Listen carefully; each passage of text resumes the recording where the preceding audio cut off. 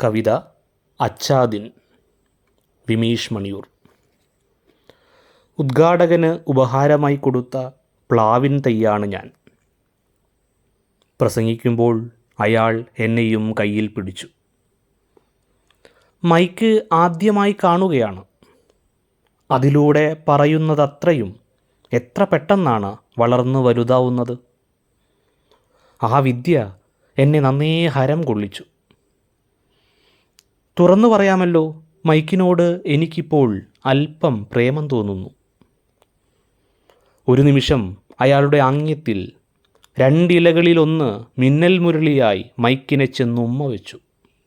ഭാഗ്യം, ഒരു വഴക്കോ ബഹളമോ അതിനെ ചൊല്ലിയുണ്ടായില്ല. തൊട്ടടുത്ത നിമിഷം മുന്നിലിരുന്ന് ഒരാൾ കൂർക്കം വലിക്കുന്നത് കണ്ട് ആ പ്രേമം ഐസുകട്ടയായി. ചെന്നുകയറാനുള്ള വീടിനെക്കുറിച്ചോർത്ത് ഞാൻ ഉയരുകയും താഴുകയും ചെയ്തു.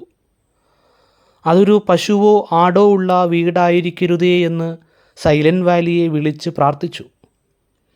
സന്താന ദുഃഖം അനുഭവിക്കുന്ന ഒരു സർക്കാർ ഉദ്യോഗസ്ഥൻ്റെ വീട്ടിലോ ഒരു പരിഷത്തുകാരൻ്റെ പറമ്പിലോ ആവണേ എന്ന് ബാക്കിയായ കാവുകൾക്ക് നേർച്ചയിട്ടു.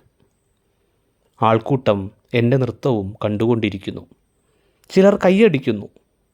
എന്നും ഈ മനുഷ്യൻ്റെ കൈകളിൽ താമസിച്ചിരുന്നെങ്കിൽ എന്നെനിക്ക് തോന്നി.